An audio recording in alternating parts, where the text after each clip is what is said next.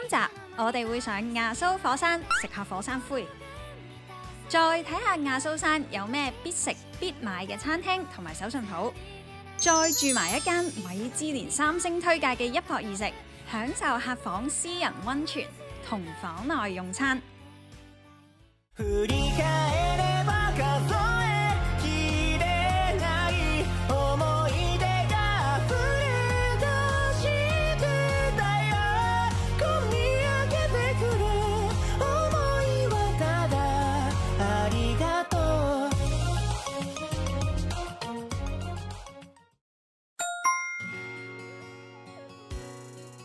好啦，歷時咗個半鐘嘅時間，我哋終於都入到嚟啦！我哋而家咧就喺呢個 Imakin 食堂入邊，佢呢度咧有2層高嘅，我哋而家就上咗嚟2樓啦。2樓呢度咧係坐榻榻米嘅，佢唔係嗰啲下面有個窿俾你放翻隻腳落嚟，所以咧就預咗要腳避咁走啦。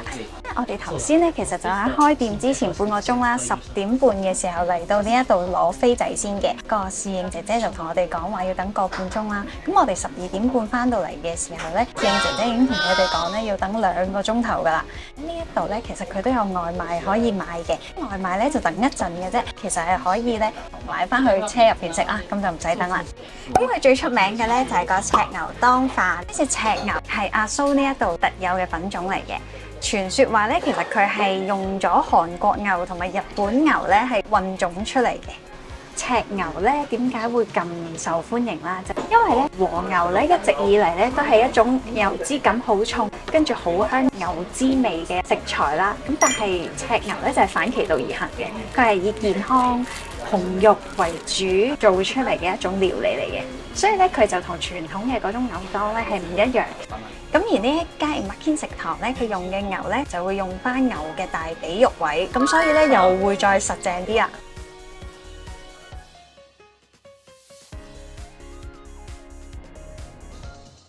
噠噠，哇！你睇下幾靚，係啲靚牛嘅，係啊，佢呢個啱啱好5成熟啊。其實佢嗰個生熟程度咧都做得幾好嘅喎。佢話佢係偏瘦啦，但係就咁睇咧係算係好重油脂嘅咯喎，已經。嗰個牛味幾好喎，幾濃啊，同埋佢個油脂香感都好重喎。即係和牛嚟講，佢又唔算話超級肥，但係佢油脂香係有嘅。咁佢有埋韓牛嘅嗰種肉味咯，比較淡淡嘅肉香咁樣，就唔會話超級重肉香，會有少少咬口。其實有少少筋，整體嚟講係好嫩滑嘅。即係你一路食嘅時候，佢啲牛脂香咧會慢慢散發翻出嚟。咁飯好晶瑩剔透咯，飯粒粒分明，但係佢嘅黏性偏重，所以食落去咧係有少少黏口嘅。咁同埋佢嗰個汁咧，我覺得可以再鹹多少少。佢個汁偏淡味啊，有少少麵豉我見到。哦，你話唔夠鹹啊嘛？係喎，試下撈少少先，好香喎佢個麵豉都。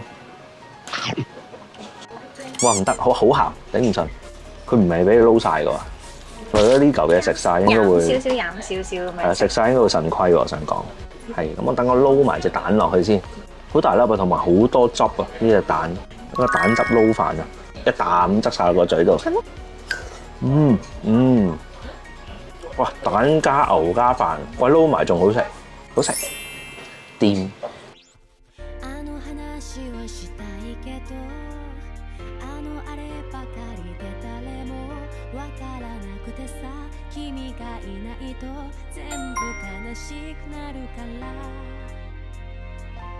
呢個咧其實就係阿蘇呢一帶嘅手信店嚟嘅，所有阿蘇嘅製品、醬料啊，或者可能連米啊嗰啲都會有喺裏面嘅。我哋入去睇下。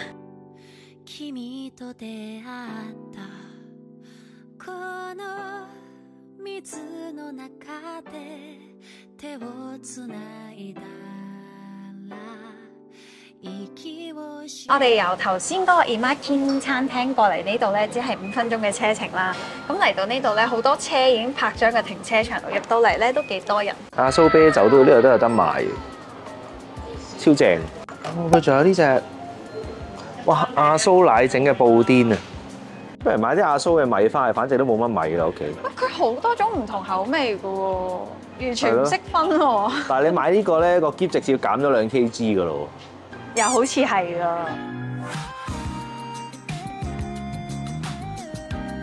排隊買呢個阿蘇整嘅雪糕食下先。啊，應該奶味濃嘅喎，我嘅 expectation set 得好高啊！一定要係極重奶味啦，極 creamy 嘅啦。上次咧，我哋喺北海道咧富良野 Cheese Factory 食嘅嗰個芝士軟雪糕咧，好食到癲咗。咁到底阿蘇奶好飲定係富良野奶好飲咧？世紀大對決，九州 versus 北海道。係。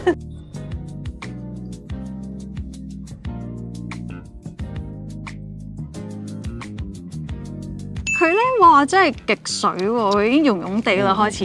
哇，好奶味啊，好重奶味啊！真心。係啊。我真係忍唔住一啖接一啖。佢咧其實真係好輕盈嘅，佢又唔係嗰種空氣感好重，佢都係好綿滑嘅。但係佢嘅味道咧清爽得嚟咧，有好濃嘅奶味喎。超重奶味。哇，好好食啊！但係不得了。OK 喎，幾好啊！呢個雪糕咧係400 yen，但係咧個空咧係以前阿波羅嗰隻珍寶 size 嘅。好多雪糕喎。落到底嘅。都落到底嘅。咁佢個空都好香，同埋好脆啊，好脆好重油味。食雪糕最啱飲乜嘢？食奶雪糕飲牛奶啊！咁呢一個紫色嘅牛奶嚟嘅，低溫消毒奶。呢個就係 yogurt 啊 ，yogurt 我見到香港有得買嘅，但係牛奶我少啲見咯。哇！不過我有少少掛住咧，或者富良野嗰隻牛奶真係超級濃。佢呢隻咧都有少少掛汁嘅個感覺。係啊，其實係咪應該要戳下先飲？其實應該係。好濃啊！好濃啊！你覺得邊個濃啲啊？富良野濃啲定呢個濃？真心講，富良野濃啲。同我上次喺富良野比較咗，富良野嗰個真係濃到咧黐咗線。嗰個係結結地嘅嗰個真係結結地。結到要戳佢先至戳翻勻佢咁樣樣。一如既往嘅阿蘇酸奶啊，其實真係香港依家有得賣。呢個我可以一啖拍晒。嗰陣時飲咧，哇驚為天人啊！佢咧呢隻阿蘇嘅 yogurt 咧，佢會結身少少，每一啖都係好濃郁嘅 yogurt 味。我覺得唔算好酸嘅，有 yogurt 嚟講，即係奶香港冇得賣，過嚟一定要試 yogurt 就可以翻依樣飲啦，依樣有得賣。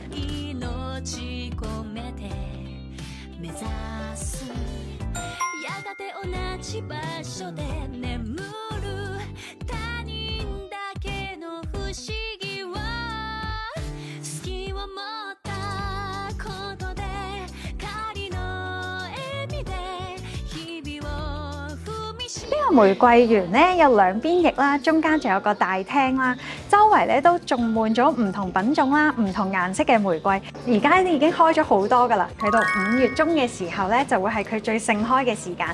我身後嗰棵咧，其實係一個立體圓拱形嘅大玫瑰啦，哇，超靚咯！然之後佢啲顏色咧，全部都係啲好特別嘅顏色嚟㗎。我頭先見到有啲係彩色嘅玫瑰啦，有啲特別嘅顏色都有。呢度咧完全係俾花圍繞嘅幸福感啊！撞啱時間絕對要嚟。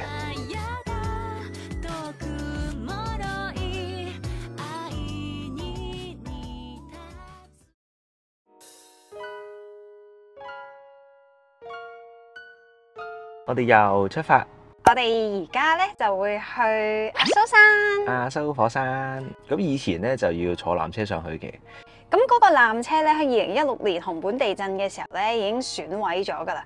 本身咧係計劃要重建嘅，但係去到最尾咧都係 cancel 咗成個計劃咯。所以以後唔會有纜車噶啦。上山嘅途徑一係自駕，一係有巴士咁樣上山啦。咁人上蘇山睇下多唔多車排隊，可能要排好耐先上到去。哦，咁我哋快啲出發。阿蘇全景線係指由阿蘇山南面穿過阿蘇山北面，去到阿蘇火車站為止嘅路。沿路咧有好多靚爆嘅景點嘅，好似米塚啊、牧場展望所、南阿蘇全景展望所等等。自駕嘅話咧，就記得去到呢啲地方落車睇下啦。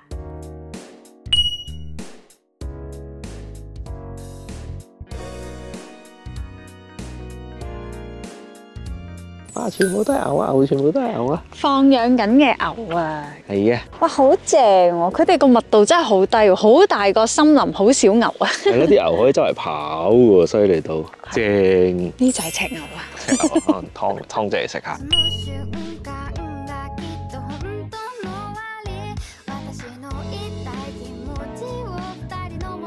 レディカルチェック OK？ 啊 ，OK。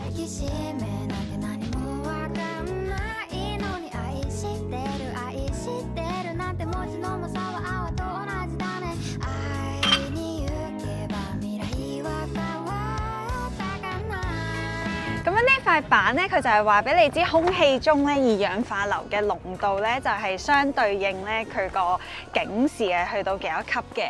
而家目前咧就係綠色級別啦，係啦，每平方米咧0.2個 ppm 嘅啫，就未好犀利啫。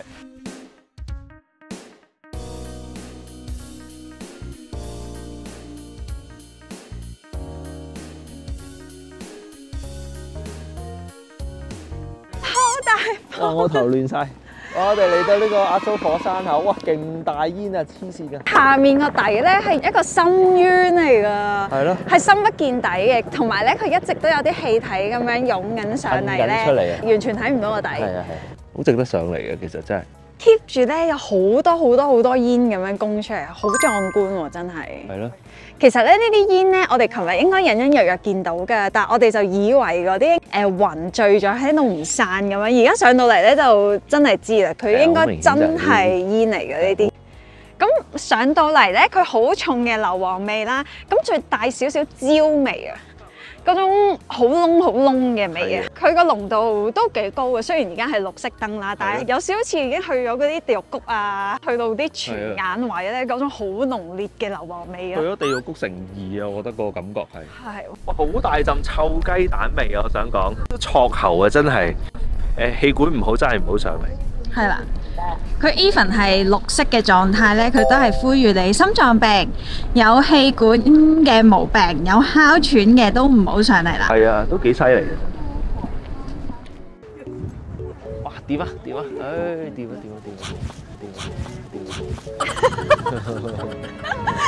一條啲頭髮去晒前面。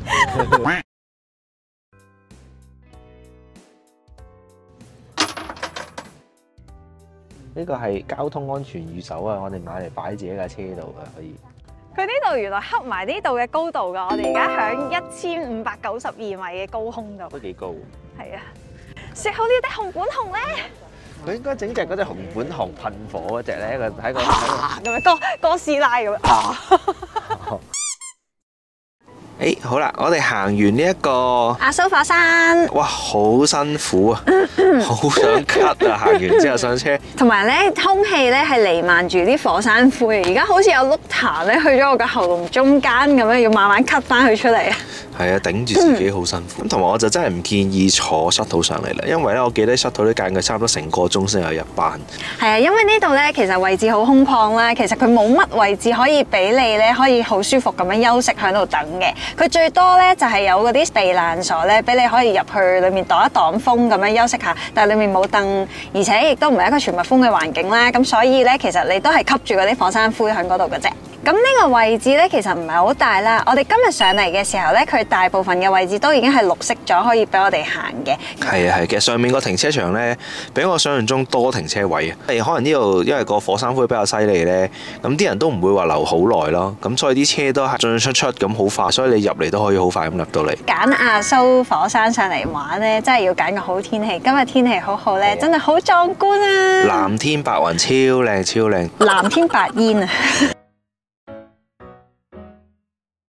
哇！我哋嚟到中岳火山落少少嘅下面一個地方，佢呢度叫做沙千里啊。咁佢下面係一個沙嘅平原嚟嘅，然之後可以望得翻中岳嗰邊嗰個風景，好靚。我想講呢度都好荒涼啊！呢一邊嘅感覺就咁佢有條步道咁樣，頭先一路沿路行過嚟，嗰條步道都勁大風咯。我想講大風到咧，啲沙打落個肥婆隻腳度，佢隻腳係會痛嘅。好似俾好多隻蟻咬咁啊！美人隻腳花應該損晒啊！應該會一粒粒紅點點咁樣打到。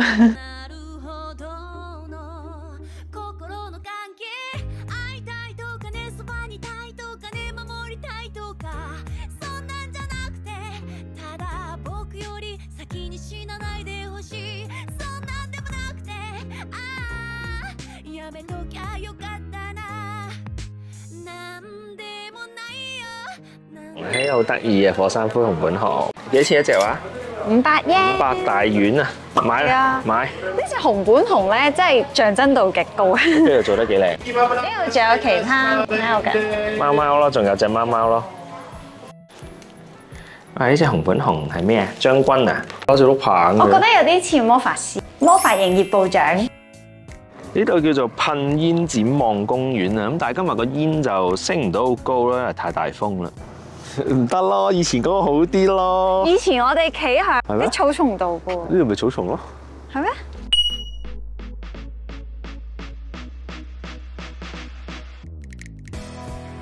亞蘇火山咧，除咗可以坐車參觀之外，仲可以坐直升機由高空眺望個火山口嘅。不過如果想坐直升機嘅話咧，就記得早少少去到現場啊，因為呢個活動咧超級受歡迎，而且咧只可以 walk in 嘅啫，唔可以預約嘅。我哋嗰日咧朝早11點鐘去到，但係當日嘅時間咧已經俾人 book 晒，冇得坐了。直升機嘅售票處咧就響元路中岳火山口嘅附近嘅啫，記得去咗登記先。之後咧再去隔離嘅草千里或者中岳火山口嗰度周圍行下，夠鐘再返去坐直升機。草千里咧係亞蘇山腳嘅一個超級大草原，有時間咧都可以去行下嘅。隔離咧有個火山紀念館，可以食飯同埋可以買手信。對面咧仲可以騎下馬仔添。不過睇下當日條入去草千里停車場嘅車龍，其實平時咧去亞蘇山冇咁多人㗎，不過因為我哋係黃金週過嚟咧，條車龍咧仲長過紅隧啊！唉，算啦，都係留返下次再去啦。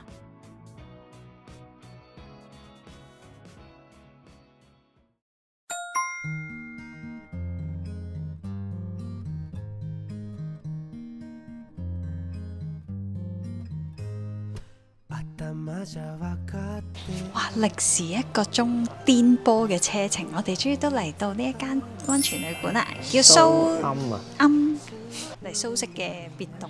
其實係亞蘇咁解咯。咦？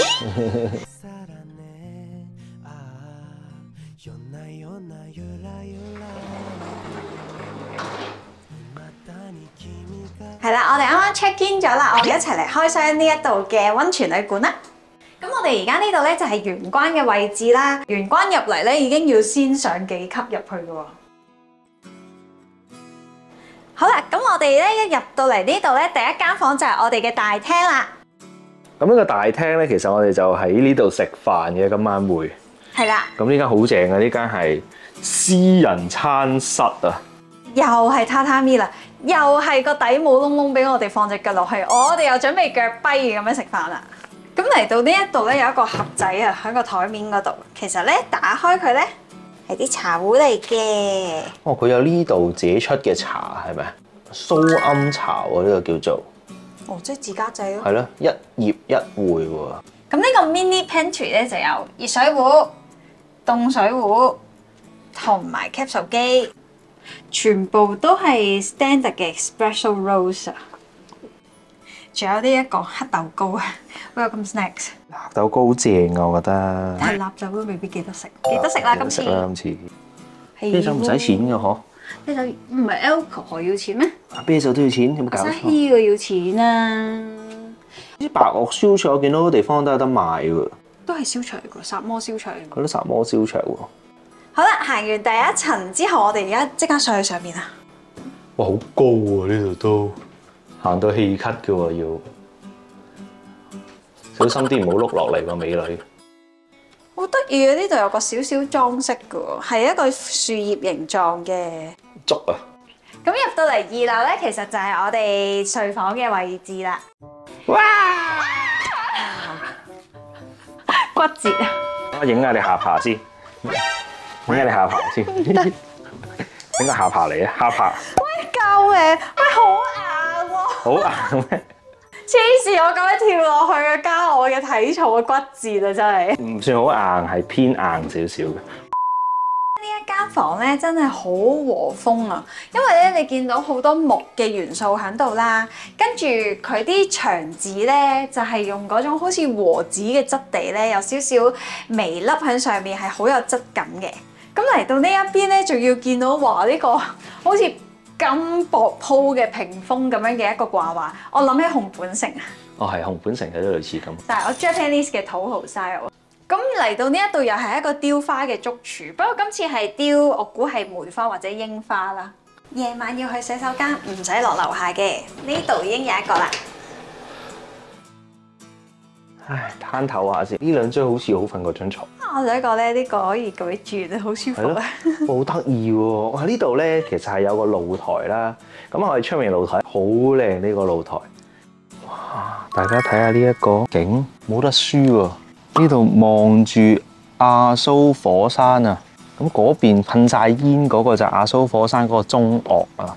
現場睇咧，其實真係好震撼啊！因為咧呢一度全部都係一棟棟嘅別墅群嚟㗎啦，咁前面咧係完全冇遮擋，加上咧係溫泉旅館啊，低密度，所以咧周圍咧都冇乜人嘅，係好寧靜咯。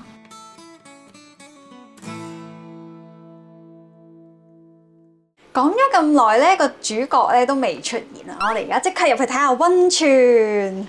基本上我哋住親嘅都係私人溫泉嚟嘅。係啊，我怕醜，唔夠膽去大眾浴場。一入到嚟咧，又有洗手盆，呢間房有3個洗手盆。係啦，再嚟到呢一度咧，就係主角溫泉。咁個池嘅大細咧就唔算好大，不過2個人浸咧真係綽綽有餘啦。係啊，咁呢度啲水就冇一早放定嘅，係要嚟到自己再放啦。咁如果啲水唔夠熱，就自己掹咗下面嗰個汁，就放翻啲熱水落嚟咁嘅。有張凳咧望住個溫泉咁嘅。係啊，呢個神奇嘅設計好神秘啊！攞嚟做咩嘅呢個位？呢個偷睇老婆沖涼咯，係咪呢個欣賞老婆沖涼位？唔係，我覺得咧有少少似咧，當溫泉水咧放滿之後咧，呢度咪熱辣辣嘅，跟住咪有蒸氣又成嘅。呢個係咪可以當桑拿咁用嘅？焗翻個熱水桑拿位。啊！呢個溫泉嘅正出面仲有一個花園，咁就但係正常就唔會應該開門出去㗎啦。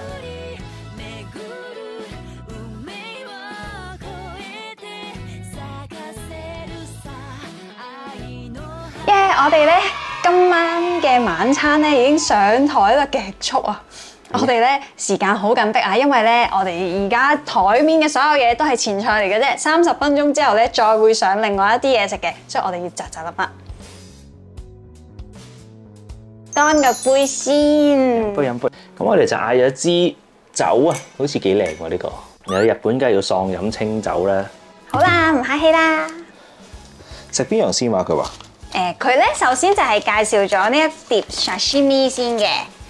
sashimi 分咗2種啦，左邊呢一種咧就係魚肉嚟啦，右邊呢種馬刺吞拿魚無筋，佢雖然咧係赤身，但係冇筋，好好食。試下個馬刺先，紅本必食啦，係咪啊？同食生牛肉差唔多嘅啫喎，我覺得。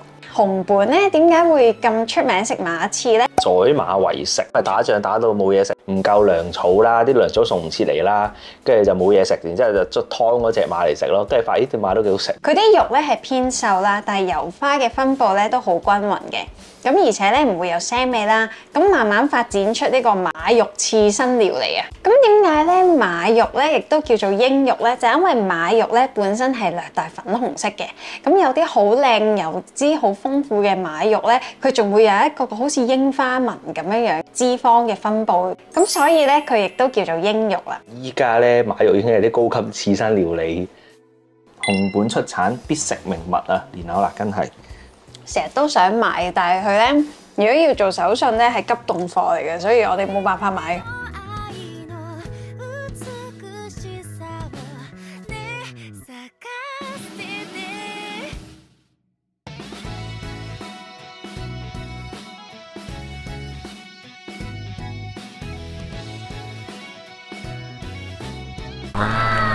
好靚啊啲畫，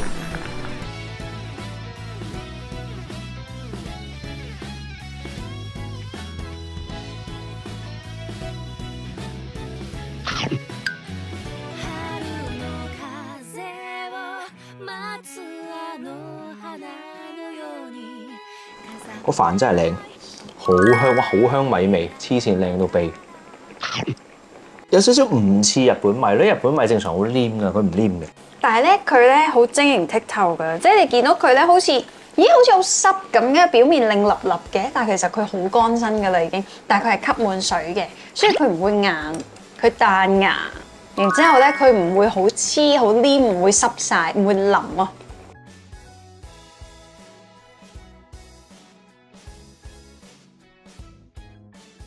The next morning.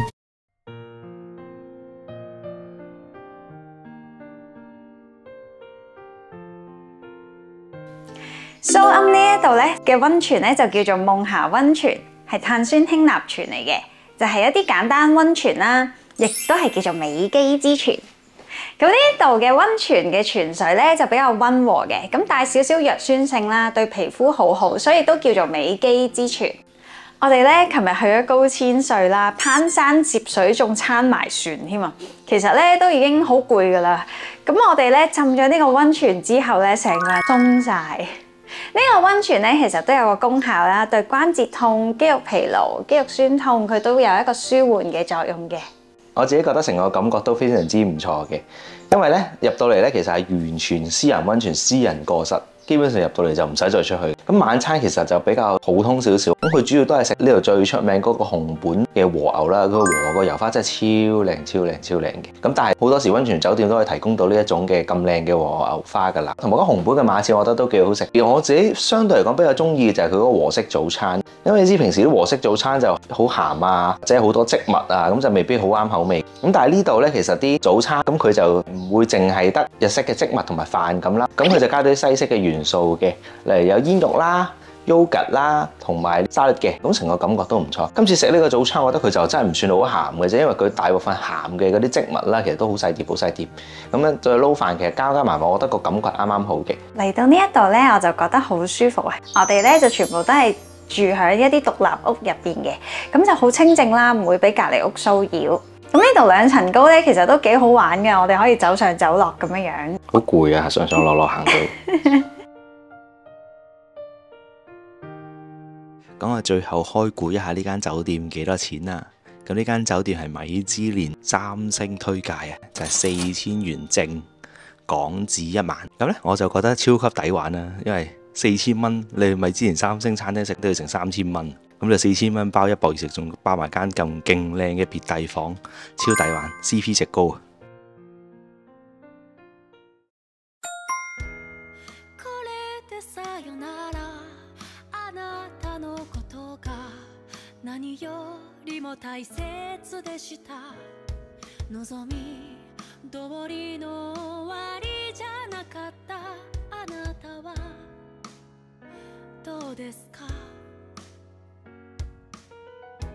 呢間鋪頭咧入到去咧勁香咯，跟住我哋咧就買咗啲爆符啦，買咗個蘋果批，仲有少少啲蛋糕仔咁樣樣。咁阿蘇嘅果心果子店咧，喺呢個阿蘇火車站大概10分鐘嘅路程左緊嘅啫。咁呢間就開咗好多年㗎啦，喺1951年已經開業㗎啦。咁佢就係賣啲好有特色嘅一啲pastry 嘅。咁入面啲餅其實都整得好靚。咁我頭先買咗一大袋嘅餅做 lunch 啊。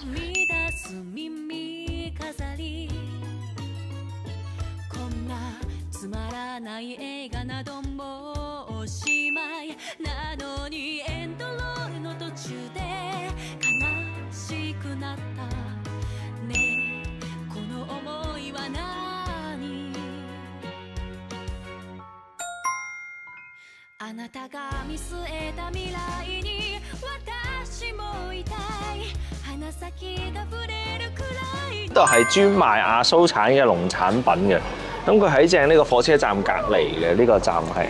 係喎，一入到嚟咧已經好多農產品，好多植物啊！我記得以前嚟呢度冇咁多嘢賣嘅，而家多咗嘢賣。係啊，密密麻麻啲貨架。